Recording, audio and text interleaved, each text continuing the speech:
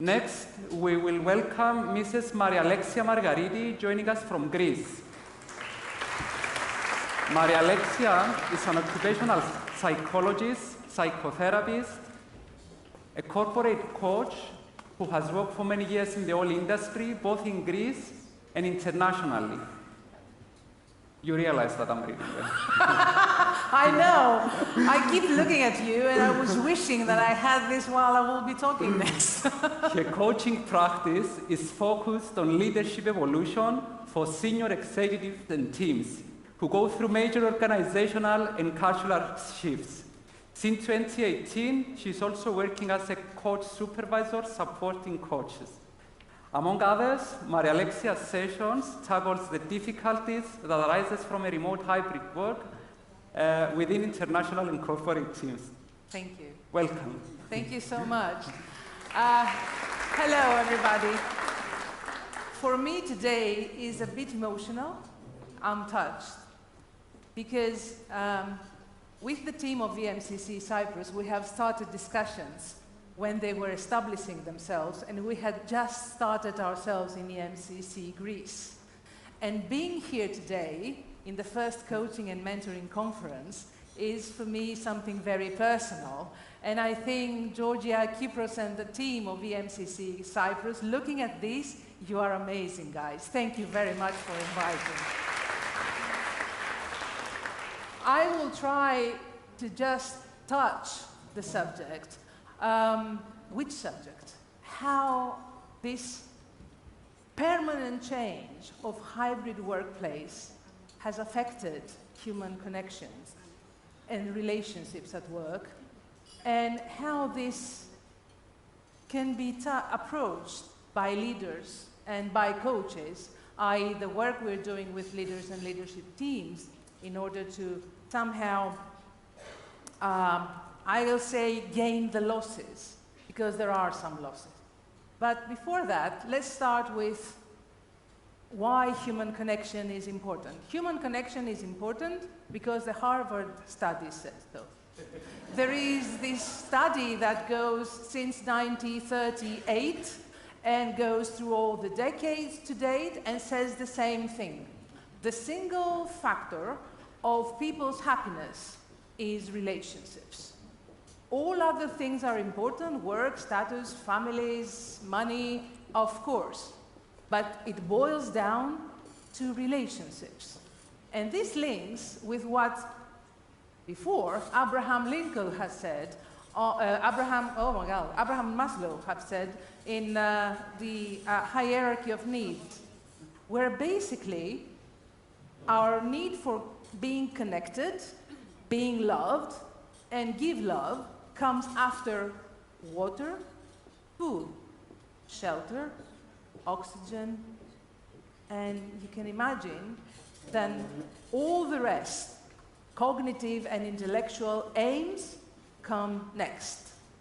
So by default, people are not even, as Christakis says, live in groups, they live in networks, because it's survival, emotional survival for us. If we turn now and look at work, how we benefit from the relationships there, well, people when interacting, they do exchange ideas.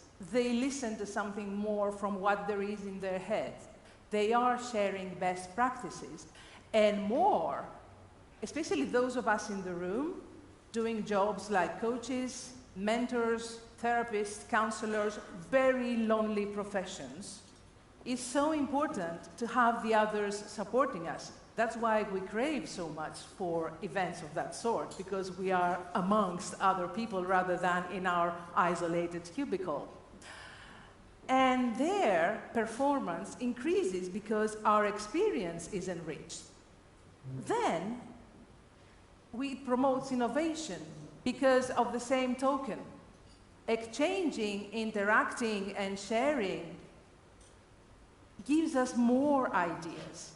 The sharp, innovative brain, the single person that gets with this idea that conquers the world, it's a reality, but it is a minority. In most of the cases, it's because of many brains around the table. And with all this interaction, we are mutually learning. And by mutual learning, it means that we are pushing each other to progress further. But these things, in order to happen, they do have some prerequisites. Being physically present is powerful. It has dramatically changed, but it remains powerful. Why? Not because of what is usually said, because when I'm present, you can see my whole body and body language, and yeah, that's true. But more importantly, in the workplace, when I'm present, I know what is going on. I do have sensory expectations, and I do feel more secure because I know the energy in the room. And that's important, being in the know, rather than being somewhere isolated. Even by choice, I chose to work remotely, but if I'm disconnected, if no one cares to get me back in, even through the screen, I'm feeling less secure, I'm less focused, my performance is affected because I keep thinking, what is going on back there? The sharing that happens in the presence of others is very important, but it happens in the coffee machine, it happens in the corridor, we're exchanging ideas, feedback, a bit of gossip, but it happens anywhere and anytime. It's not programmed, it's not scheduled. And because of this spontaneous sharing, we are able to learn in an ambient way. I learn from the surrounding environment. It's the opportunity to listen to a colleague who is kind of distant from our line of responsibility, but we learn what happens in his unit as part of a meeting where we exchange things around the project. It's very different from being all of us in the Zoom and call a colleague in to tell us, to talk to us about his area of responsibility. That's not that natural. That's not that helpful as an exchange on the occasion of some other things where basically we start becoming more aware of how the organization works and how things are linked together and where we are in as a role in the whole of this organization. While all these nice things happen in human connection and relationships, and that was the before, then it came the after. Because practically we were pushed into a situation that today, 3 or so years down the road, is a given. But the fact is that it is a given that actually came very violently in our lives and completely threw us out of our balance. And while we were handling all this, and we keep handling a global multi-crisis, let's not forget that pandemic was not the only thing we were faced, and we are continuing to face a lot of upheaval around the globe, with all of us concerned in a very existential sense, but also concerned about our businesses, about economies, about everything. The new ways of working, the hybrid ways of working, came to push even further people who were challenged already by all those things that were happening to them. The hybrid work is a given. Everything can happen. Fully remote, partly remote, fully present, 2 times a week at home, 3 times a week at the office, or vice versa. It all sounds pretty flexible. It has benefits. It's even in our control. Well, yeah, but there is a small trouble. People, in order to perform fully, they need 3 things: trust, acceptance, and empathy. And these 3 things are necessary, and they have discussed, and they are keep being discussed in organizations regardless of whether they have full presence or hybrid models. So we are already trying to have those in our organizations. The challenge for leadership today is how we will be able to foster trust, respect, acceptance, and empathy when someone is at the other end of the screen, because it's not coming up on its own. It's not just happening. Gallup research showed that, keep this in mind about these three feelings. So Gallup research showed, after researching 8,000 employees, that people see benefits, but still, when they are present in the office, what they do is collaborative work, because they need to be with others. And what they miss is the reverse of it.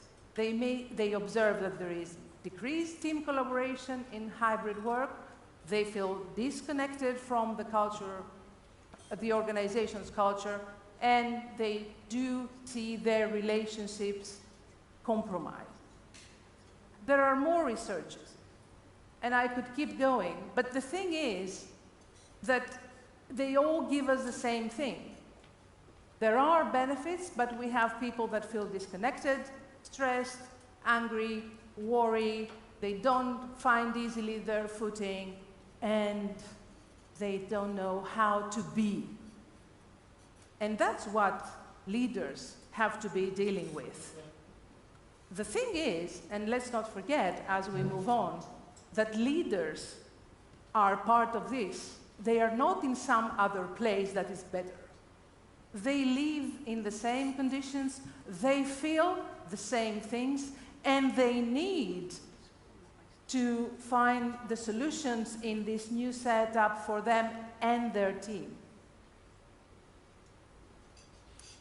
So mainly three things is which are the key challenges in the hybrid workplace.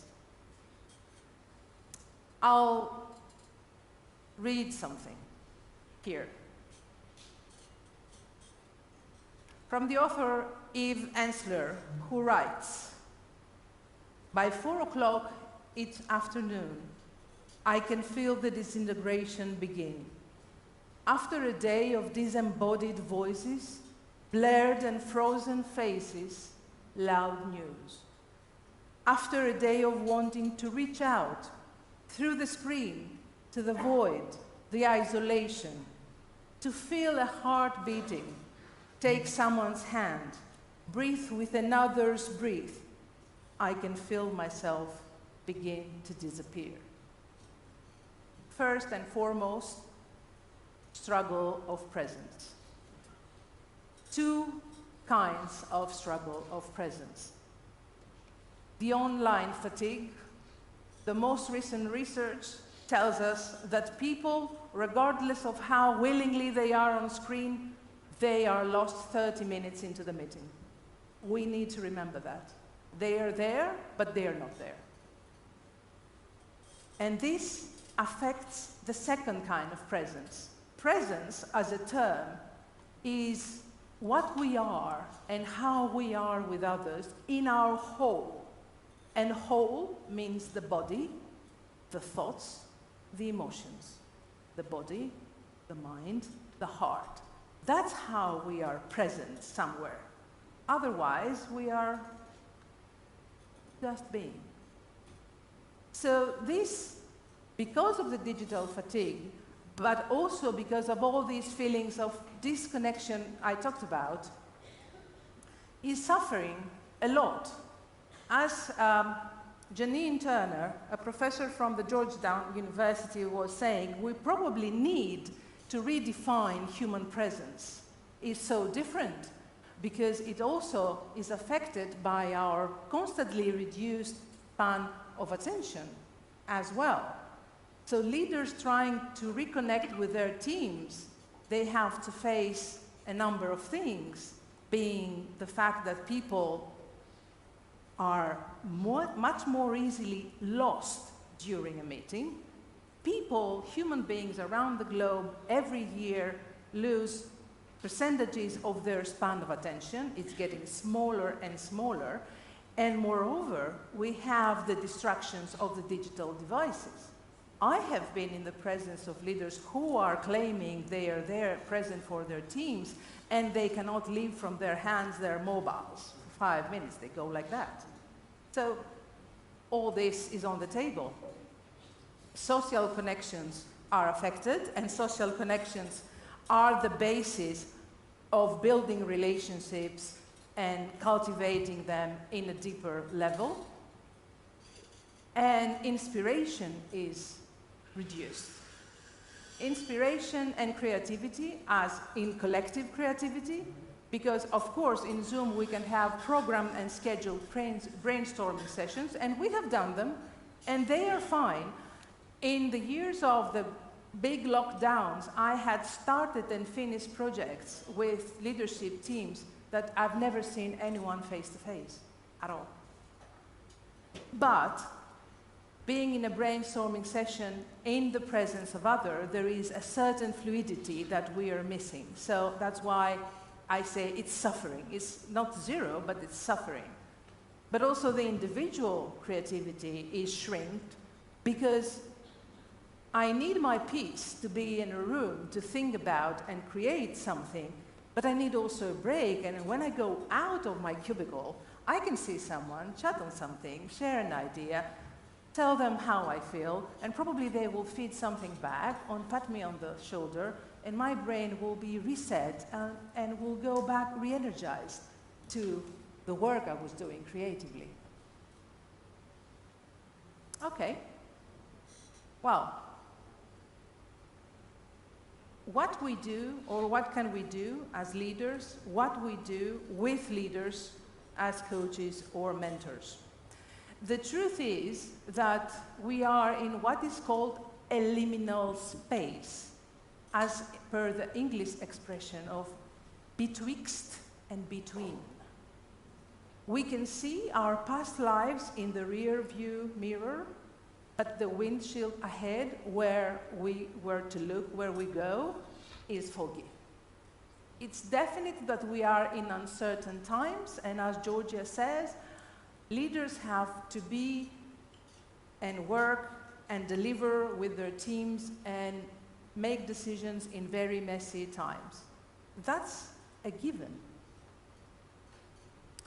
What I will say is going to sound much more easier than it is, but as I said, I'm going to be only highlighting the work that is happening in leadership teams with coaches and mentors. So these are only the headlines, and there is quite a lot of work behind this.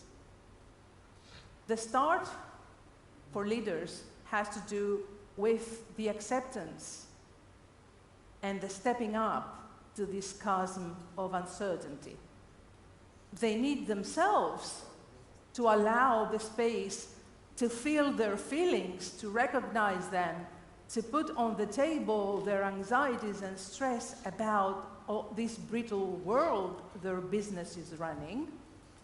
So then they can have slowly the clarity on how they can act within this certain situation.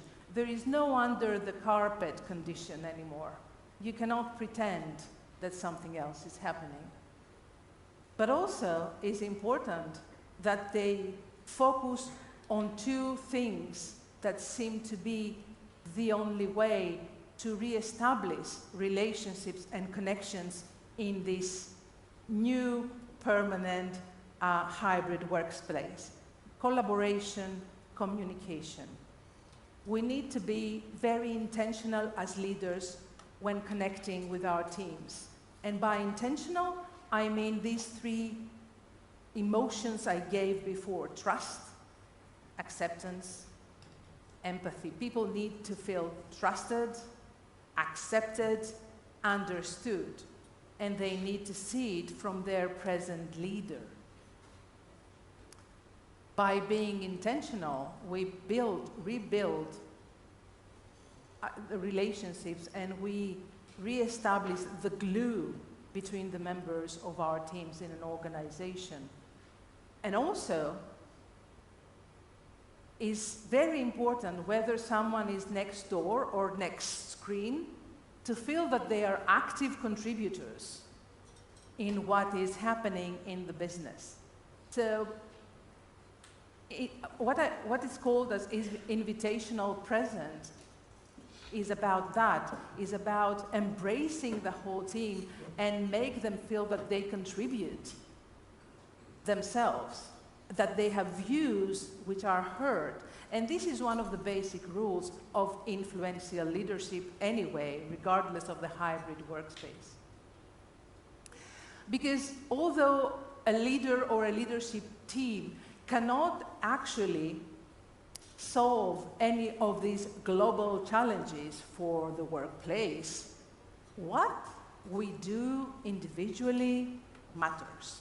It does affect the small or bigger group of people we are leading, but it does have a difference. So there is this paradox: I cannot solve the global problems, but my small actions do matter to someone, to some teams, to some people, to some employees. But leaders themselves, guess what? They need to start with themselves. Nothing can happen, A, because I say this so up here, absolutely not. B, if they don't look at themselves first. And looking at themselves, it only talks about resilience. As I said, leaders need to open up and work with their own challenges, stresses, and questions as to where do we go in this new situation. And working on their resilience actually creates a buffer for themselves for stress and burnout, which unfortunately we see the levels increasing in leadership teams, burnout levels. Managing energy, not only in terms of how will I prioritize my tasks of the day, but broadly speaking, where do I want to focus and why do I want to focus? We need to be making decisions, we need to be making selections and guide the team towards those as well. Shifting mindset, part of the resilience building of a leader. It's not over, the fact that many leaders do think still, okay, pandemic is over, let's go back. There is no back, there is no back. No, what we have is what there is today. Nothing of the past for the last 3, 4, 5 years works anymore. It's all new. We are re-establishing everything in the way we run the business, because we are re-establishing, and it's not over yet, everything around how this world runs. And find their personal whys. Leaders, before looking into their teams, or in order to look successfully into their teams and how they will all get reconnected and go over the hybrid workplace challenges, they need to establish the personal why of their role, of their work. I would add of their life, but I know some feel a bit uncomfortable about sense of life purpose, sense of role purpose, sense of work purpose. This will help them be clear about their mindset, about their priorities, and communicate accordingly to the teams and reconnect with them. Thank you.